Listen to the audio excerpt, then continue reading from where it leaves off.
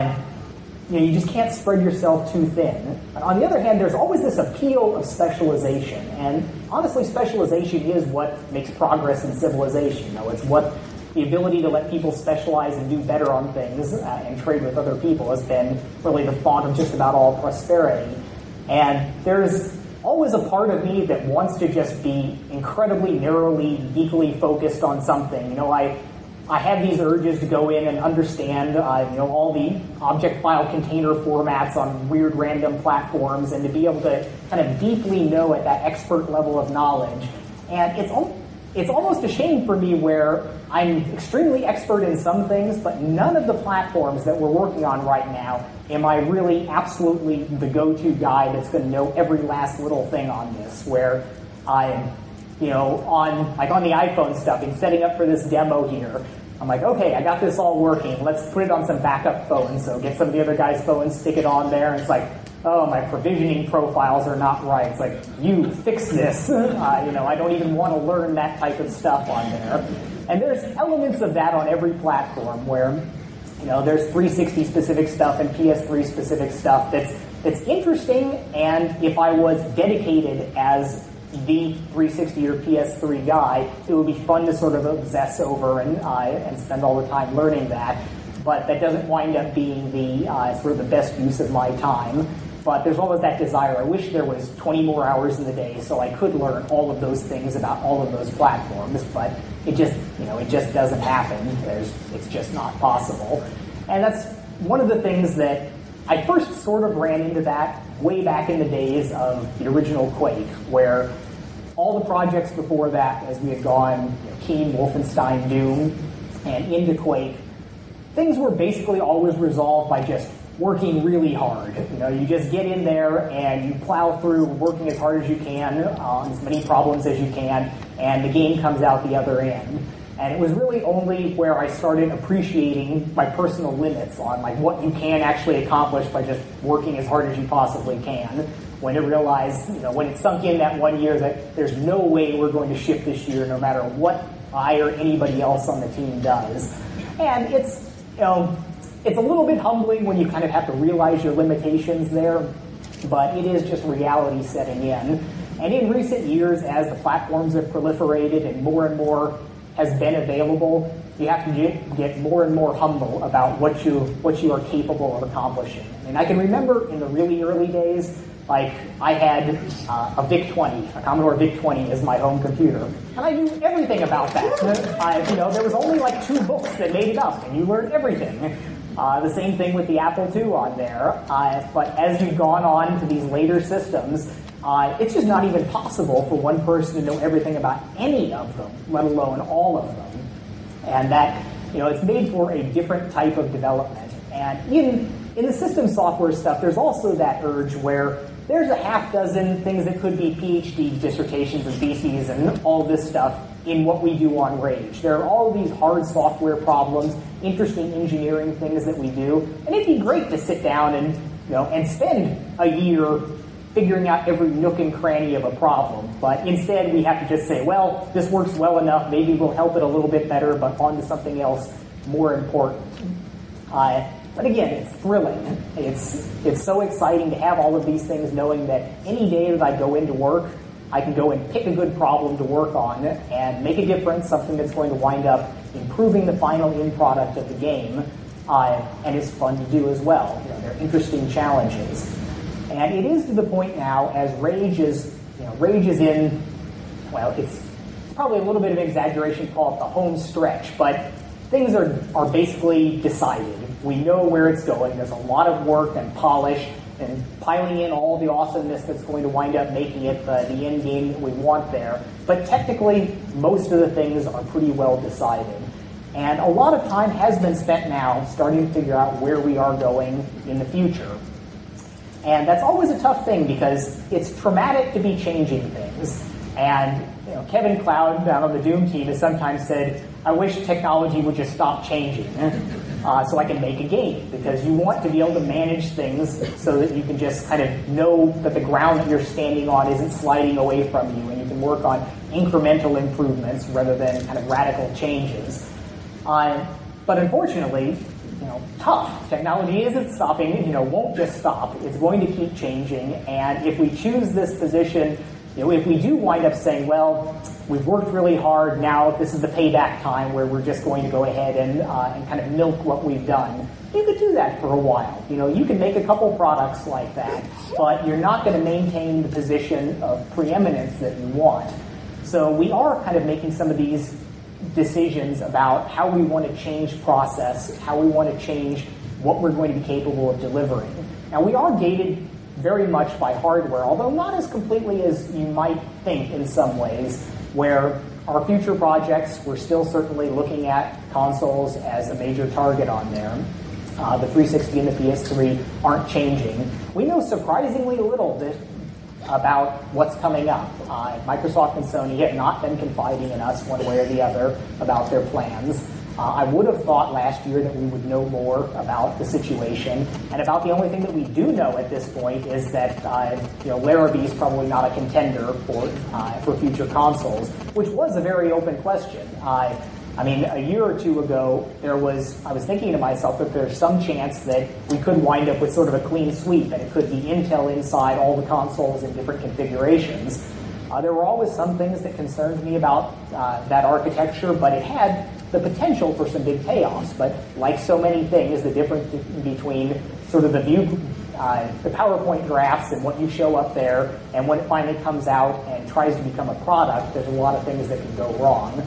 And the kind of evolutionary pace that NVIDIA and ATI, AMD have been taking with that does seem like it's going to be the direction that things are going. But again, I have no inside information on this. And this makes it difficult to kind of decide how we want to make major changes in graphics technology on there. We have a number of paths. We have a conservative path of keeping what we're doing and just making it better. And that's not necessarily the lazy cop-out that it might sound on there, because almost all progress is incremental progress. And in many ways, id Software has sort of, in many ways we've harmed ourselves by always being, wanting to be out there and catching the arrows in the back as a pioneer. There's a lot of companies that have done incredible, awesome work, never doing these incredibly disruptive changes. Just going ahead and saying, we know what we're doing, this is great, let's just make it a little bit better. And there's so many things like that's how progress gets made. It's compounding. If you can go ahead and make this thing 10% better, and it gets 10% better over here, those add up to a lot. I do certainly have a predisposition towards the radical change.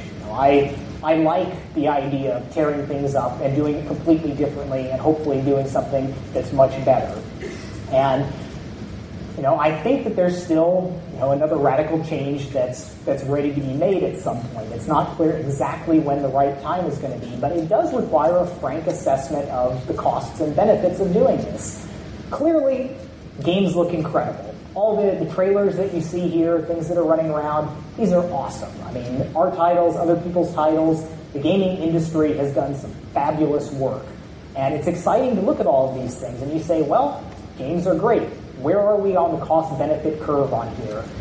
Now, there's also clearly still room to grow. There's a reason companies go out and have Blur or whoever make really awesome trailers that are not running out of gameplay footage, because they look better. They look better than the games. It's exciting now that we're getting to the point where we can have trailers that are almost exclusively gameplay footage, but people do know that you can do better with better graphics technology. And as we look at what we could accomplish if we're doing that, we have to make this judgment call about, all right, we're never going to get exactly where the offline people get, because they're going to continue to make progress. Although you can sort of make a personal graph of how important the last 5 or 10 years of offline work has been, and see when real time will catch up with that and how much you're getting the really diminishing returns. But we know how traumatic it is to make major changes, like the changes, as we've historically gone back through it, as we went through Doom and then going into 3D with Quake, and then into the bump mapping with Doom 3, and then into the mega texturing with Rage on here, each of these steps was very disruptive to the content creation process. And there's no doubt that they led to things that had a greater impact. But it's important to realize there's also no doubt that they had a detrimental impact on the quality of the game design.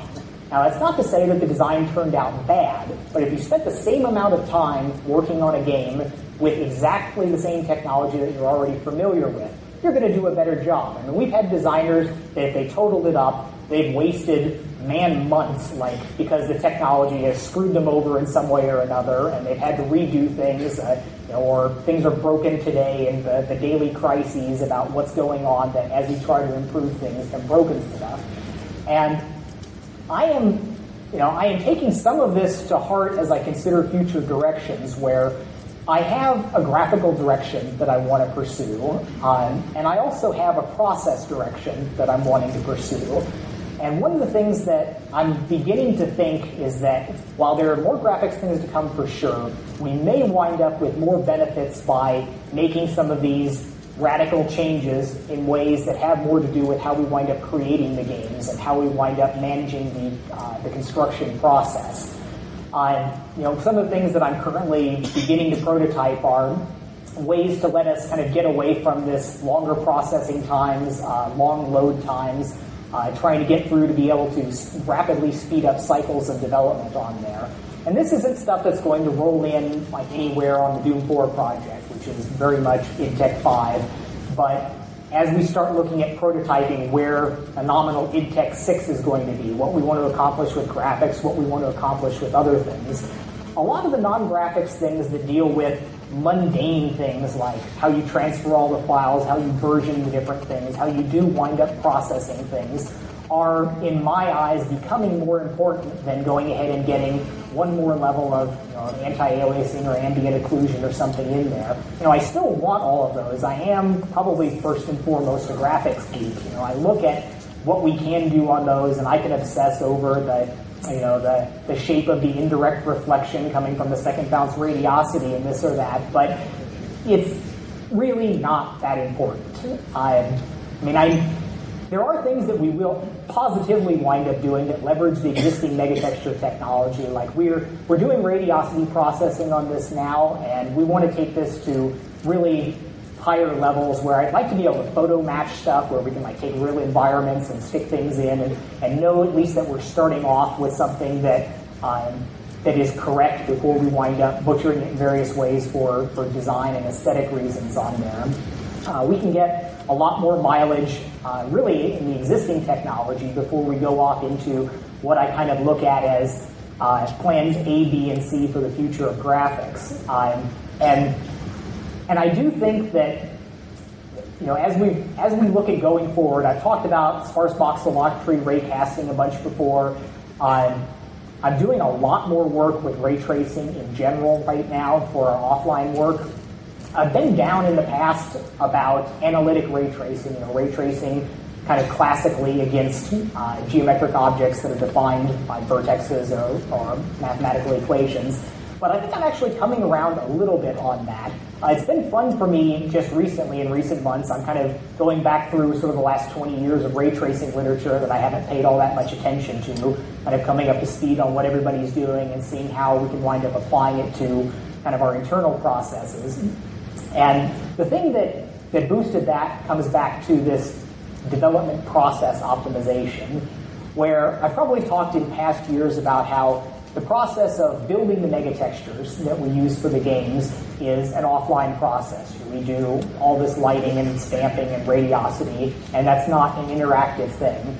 And I first prototyped that now 3 or 4 years ago, and the early stuff was, okay, I write the code, I do this, I build out this cool megatexture, and like so many things, doing the demo of, look at this, it's 128,000 by 128,000 texture, this is awesome. That took days. That was really not that much work to do the core technical kernel, but it's been years to bring together the content creation pipeline that lets us really effectively use that.